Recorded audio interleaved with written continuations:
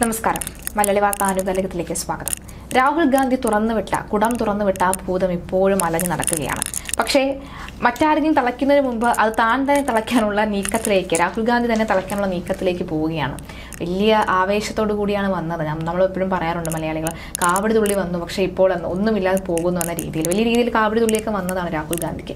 രാഹുൽ ഗാന്ധിക്ക് പിന്നീട് എന്തു പറ്റി? രാഹുൽ ഗാന്ധിക്ക് ഇലക്ഷൻ കമ്മീഷനോട് അല്ലെങ്കിൽ തെരഞ്ഞെടുപ്പ് കമ്മീഷന് അത്രയും വിശ്വാസമില്ലെങ്കിൽ രാജിവെച്ച് പുറത്തു പോകൂ എന്ന് BJP ഇപ്പോൾ ആരോപിക്കുകയാണ്. രാഹുൽ ഗാന്ധിക്ക് എന്തു പറ്റി? പിഴച്ചുപോയോ ഏതെങ്കിലും പ്ലാൻ? രാഹുൽ ഗാന്ധിക്ക് പ്ലാൻ പിഴച്ചുവിട്ടില്ല. നമ്മൾ രണ്ട് തരത്തിൽ അതിനെ എടുക്കേണ്ടിയിരിക്കുന്നു. ഇപ്പോൾ ശ്രീജ ചോദിച്ചത് എന്തുകൊണ്ടാണ് രാഹുൽ ഗാന്ധി ഇതുമായിട്ട് മുന്നോട്ട് പോകാത്തത്, എന്തുകൊണ്ടാണ് സുപ്രീം കോടതിയിലേക്ക് കേസ് ഫയൽ ചെയ്യാൻ? സ്വാഭാവിക പ്രതിപക്ഷ നേതാവാണ്, അത്രത്തോളം ഗൗരവമേറിയ ഒരു കാര്യമാണ് രാഹുൽ ഗാന്ധി പുറത്തുവിട്ടത്. തീർച്ചയായിട്ടും അന്നും ദൃശ്യമാധ്യമങ്ങൾക്ക് മുന്നിൽ അദ്ദേഹം കേസിന് പോകുമെന്നായിരുന്നല്ലോ പറഞ്ഞത്. അതെ. സാധാരണ ഒരു വാർത്താ സമ്മേളനമൊക്കെ നടക്കുമ്പോൾ കോൺഗ്രസ് പാർട്ടിയിൽ നമ്മൾ കേരളത്തിലാണെങ്കിൽ കേന്ദ്ര ഘടകത്തിലാണ് കാണുന്നത്, ഇടിച്ചു തൂങ്ങി നേതാക്കന്മാരൊക്കെ ഇരുന്നുള്ള ഒരു വാർത്താ സമ്മേളനം കാണുന്നു. പക്ഷെ ഇത് വളരെ പക്ക പ്രൊഫഷണൽ ആയിട്ട് ഒരു മീറ്റിംഗ്, ഒരു കമ്പനി മീറ്റിംഗിൽ എന്തോ ഒരു പ്രൊപ്പഗൻഡ അല്ലെങ്കിൽ ഒരു ഇത് സമർപ്പിക്കുന്ന തരത്തിൽ വളരെ ശാന്തതയോടും കൃത്യമായിട്ട് തെളിവുകളുടെ അടിസ്ഥാനത്തിലൊക്കെ നമ്മളത് കണ്ടിരുന്നു. കൃത്യമായ ഓരോ വേർഡ്സുകളായിട്ട് കൃത്യമായിട്ടാണ് അദ്ദേഹം പറഞ്ഞത്. അത് ഒരിക്കലും തെറ്റാണ് എന്ന് നമുക്ക് പറയാൻ പറ്റില്ല. കാരണം അത്രമാത്രം കൃത്യതയുള്ള തെളിവുകളാണ് നമ്മുടെ മുന്നിൽ നിർത്തിയത്. കണ്ണിൽ കണ്ടത് തെറ്റാണെന്ന് നമുക്ക് ഒരിക്കലും പറയാൻ പറ്റില്ല. പക്ഷെ എന്തുകൊണ്ടാണ് അദ്ദേഹം കേസിന് പോകാതെ ഈ തെരഞ്ഞെടുപ്പ് കമ്മീഷനെതിരെ തിരിയാത്തത്?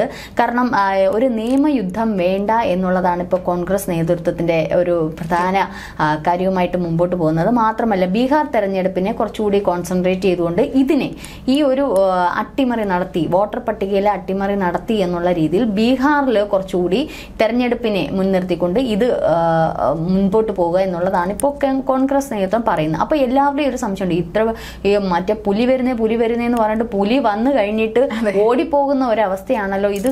കൃത്യമായിട്ട് കോൺഗ്രസ് ഇത് കൃത്യമായിട്ട് ഒരു കോർട്ടിൽ ഒരു നിയമയുദ്ധത്തിന് പോയി കഴിഞ്ഞാൽ ഒരുപക്ഷെ നമ്മുടെ ഇന്ത്യൻ ജനാധിപത്യത്തിന്, ലോകം കാണുന്ന ഇന്ത്യൻ ജനാധിപത്യം എന്ന് നമ്മൾ വിളിച്ചു ഓതിക്കൊണ്ട് നടക്കുന്നതിന് വലിയൊരു തകർച്ചയുണ്ടാവുക, അല്ലെങ്കിൽ ലോകത്തിന് മുമ്പിൽ നമ്മൾ തലകുനിക്കേണ്ടുന്ന തരത്തിൽ വലിയൊരു വിവാദത്തിലേക്ക് പോകേണ്ടുന്ന ഒരു തെരഞ്ഞെടുപ്പായിട്ട് മാറിയതിന് കഴിഞ്ഞ നിയമസഭ ലോക്സഭ തെരഞ്ഞെടുപ്പുകളൊക്കെ.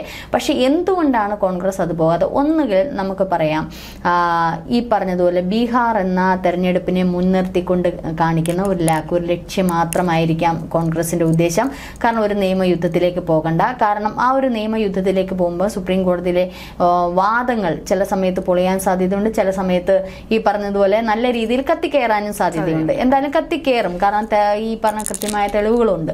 പക്ഷെ ഈ പൊളിയുന്ന സന്ദർഭങ്ങളിൽ വരുന്ന, ഇനിയിപ്പോൾ നമ്മുടെ കേരളത്തിലടക്കം നിയമസഭ ഈ തദ്ദേശ തെരഞ്ഞെടുപ്പുകൾ വരികയാണ്. അത് ഒരു പക്ഷേ നമുക്ക് റോഡ് കാണുമ്പോൾ മനസ്സിലാകും. അതെ. അപ്പൊ അതുകൊണ്ട് അതായിരിക്കാം, ബീഹാറിനെ മാത്രം ലക്ഷ്യം വെക്കാം. സുപ്രീം കോടതിയിലേക്ക് പോകുമ്പോൾ ചിലപ്പോൾ ആ സന്ദർഭത്തിലായിരിക്കും ഇതങ്ങ് തണുക്കുന്നത്.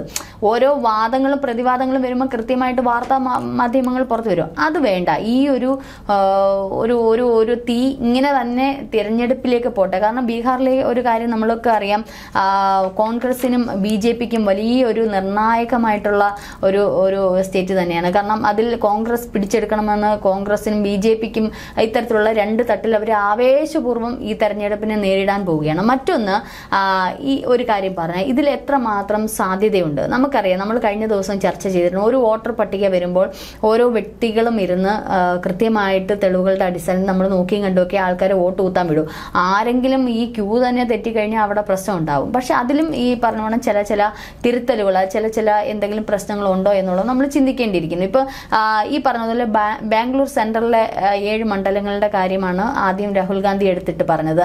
അത് നമുക്ക് 2008 മുതലുള്ള കാര്യം നോക്കിക്കഴിഞ്ഞാൽ 2008, 2009, 2014, 2019, 2025 ഇത്തരത്തിലുള്ള തെരഞ്ഞെടുപ്പുമായി ബന്ധപ്പെട്ട് നോക്കിയാൽ ഇവിടെ സീറ്റിന്റെ വിഭജനം 7-6 എന്നാണ് രാഹുൽ ഗാന്ധി ഈ അവസാനം 2025 7-6 എന്നാണ് പറയുന്നത്. അവിടെ തന്നെ ഒരു മിസ്റ്റേക്ക് വന്നിട്ടുണ്ട്. അവിടെ 4-4 എന്നുള്ള ഘട്ടത്തിലാണ് BJPയും കോൺഗ്രസും നിൽക്കുന്നത്. ഒരു സീറ്റിന്റെ വ്യത്യാസത്തിലാണ് അവിടെ പോയത്. എന്ന് പറയുന്നത് അത് രാഹുൽ ഗാന്ധി പറഞ്ഞത് തെറ്റാണ്. പക്ഷെ ഈ പറഞ്ഞതുപോലെ 2008, 9, 14 ഞാൻ നേരത്തെ പറഞ്ഞ ആ കാലയളവിലെല്ലാം BJPക്ക് വലിയൊരു സ്ഥാനമുണ്ടായിരുന്നു. BJP ആണ് അവിടെ ഏറ്റവും ഭൂരിപക്ഷത്തോടു കൂടി ജയിച്ചിരുന്നത്.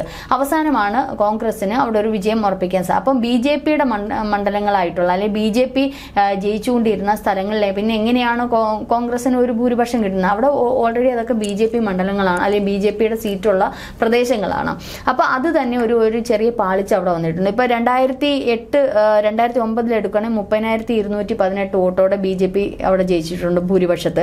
2014 1,37,000 സംതിങ്, 2019 70,000 സംതിങ്, 2024 32,000 സംതിങ് വോട്ടിൽ BJP ഈ ബാംഗ്ലൂർ സെൻട്രലിൽ വിജയം സ്ഥാപിച്ചിട്ടുണ്ട്. അങ്ങനെ വിജയം സ്ഥാപിച്ചതല്ലേ ഈ ഡബ്ലിംഗ് വഴി സ്ഥാപിച്ചതെന്നല്ലേ ആരോപണം?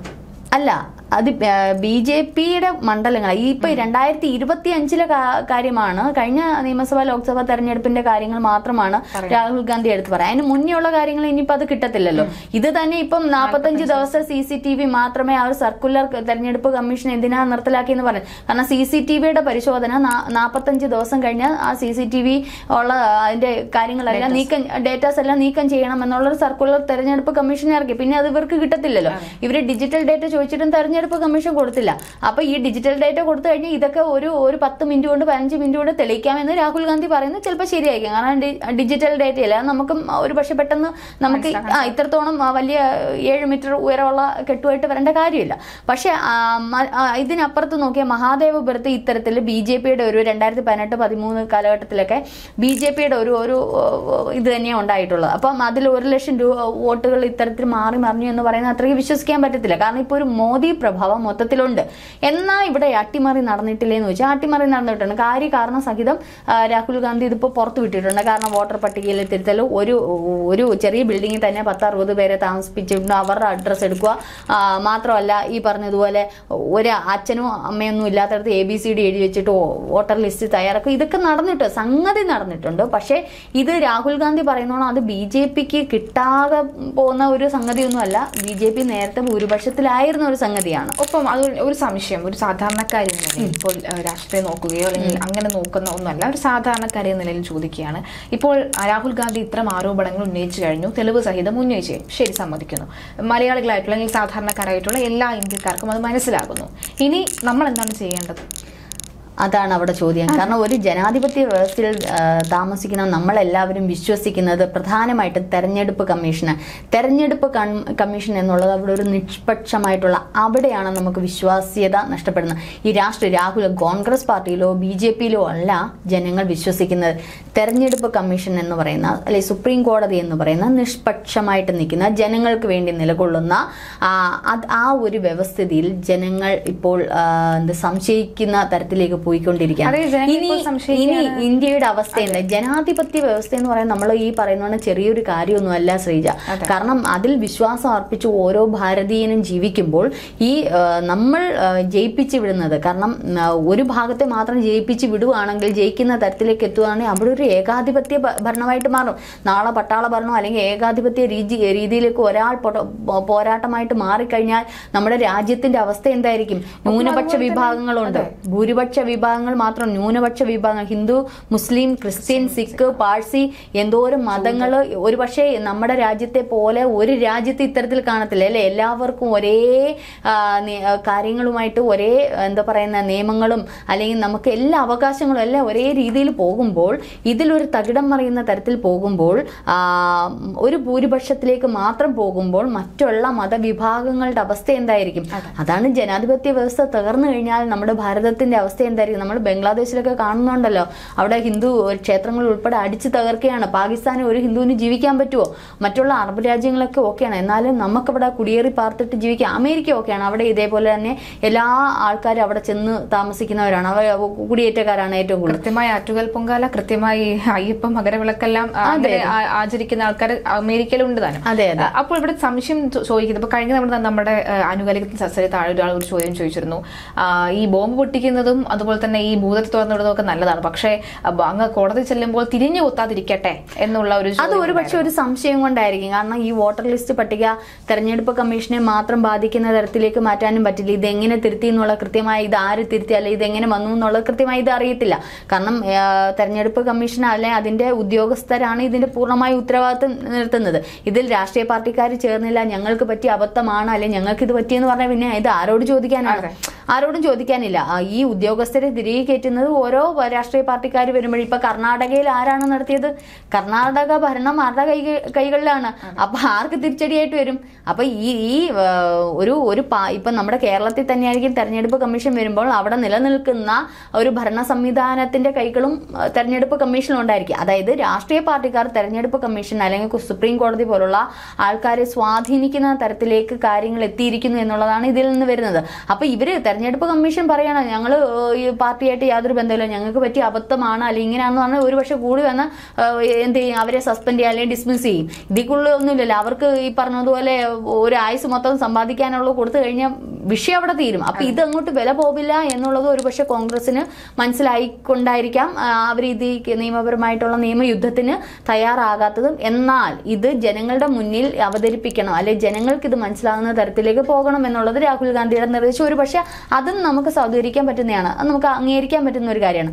എന്നിരുന്നാലും രാഹുൽ ഗാന്ധി നിയമയുദ്ധത്തിന് തന്നെ പോകണം എന്നാണ് ഞാൻ എന്റെ വ്യക്തിപരമായ അഭിപ്രായം പറയുന്നത്. കാരണം ഇത്തരത്തിലുള്ള ഒരു ക്രമക്കേട് അത് സാധ്യമായ ഒരു നമ്മുടെ കൺമുമ്പിൽ കാണുന്നതാണ്. അത് എന്ത് തന്നെ ആയിക്കോട്ടെ, അത് കൃത്യമായിട്ട് അത് നിയമയുദ്ധത്തിലേക്ക് പോകണം.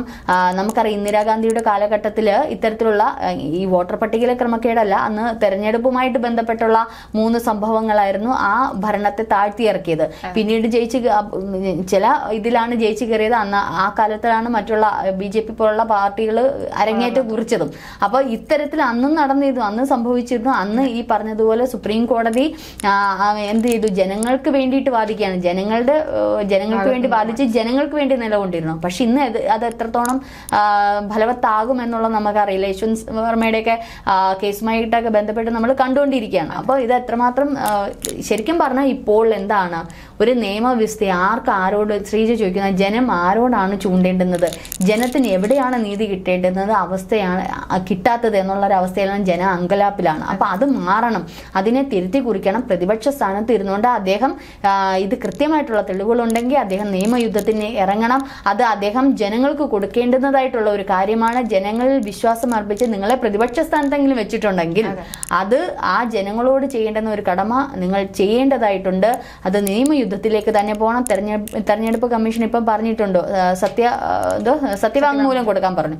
അപ്പൊ പറഞ്ഞു ഞാൻ ഇത് വെച്ചാണ് സത്യപ്രതിജ്ഞ ചെയ്തിട്ടുള്ളത്, അല്ലെ ഭരണഘടന വെച്ച് തന്നെയാണ് ഞാൻ സത്യപ്രതിജ്ഞ ചെയ്തിട്ടുള്ളത്, അതുകൊണ്ട് ഇനി എനിക്കൊരു സത്യവാങ്മൂലം കൊടുക്കേണ്ടതായിട്ടുള്ള കാര്യമില്ല എന്ന് രാഹുൽ ഗാന്ധി പറയുമ്പോൾ അതെന്തോ ആയിക്കോട്ടെ, അത് നിങ്ങൾ മാറ്റി നിർത്തും. അങ്ങനെ കൊടുക്കാൻ ധൈര്യമില്ലെങ്കിൽ രാജിവെച്ച് പുറത്തു പോകണം എന്നുള്ള ആണ് ആവശ്യം. പക്ഷേ അദ്ദേഹം തെരഞ്ഞെടുപ്പ് കമ്മീഷനൊന്നും കൊടുക്കേണ്ട, നേരെ സുപ്രീം കോടതിയിലേക്ക് പോട്ടെ. സുപ്രീം കോടതിയിലേക്ക് പോയിട്ട് ഈ തെളിവുകൾ സഹിതം സുപ്രീം കോടതി ഹാജരാക്കട്ടെ. കമ്മീഷനെ നിയോഗിക്കുമല്ലോ. ഒരു പക്ഷേ ഈ തെരഞ്ഞെടുപ്പൊക്കെ കഴിഞ്ഞ് ഏതെങ്കിലും ഒരു കാലഘട്ടത്തിലായിരിക്കും വിധിയൊക്കെ വരുന്നത്. പക്ഷെ എന്നിരുന്നാലും അത് ജനങ്ങൾക്ക് കൊടുക്കുന്ന ഒരു ഉറപ്പായിരിക്കണം പ്രതിപക്ഷ നേതാവ്. കാരണം ഇവിടെ BJP എന്നോ കോൺഗ്രസ് എന്നോ അല്ലെങ്കിൽ കമ്മ്യൂണിസ്റ്റ് പ്രസ്ഥാനം എന്നോ ഇങ്ങനെയൊന്നുമില്ല. ഇവിടെ എല്ലാ പാർട്ടികളിലും ആരാണോ ഭരിക്കുന്നത്, ആരാണോ ജനങ്ങൾക്ക് വേണ്ടി ഇറങ്ങിത്തിരിക്കുന്നത്, ജനങ്ങൾക്ക് വേണ്ടി നിലകൊള്ളുന്നത് ആരാണോ അവർക്കായിരിക്കും ജനം വോട്ട് കൊടുക്കുന്നത്. ഇതിൽ നമ്മൾ ഒരു വോട്ട് ബാങ്ക് തിരിച്ചു കഴിഞ്ഞാൽ ഒരു 30% നിഷ്പക്ഷമായിട്ട് നിൽക്കുന്നവർ. ഈ 30% അങ്ങോട്ടോ ഇങ്ങോട്ടേക്ക് വരുന്ന രീതിയിൽ രാഷ്ട്രീയ കക്ഷികൾ ജയിച്ചു. കേരളത്തിൽ ഒരു കാര്യം ഞാൻ പറയണം.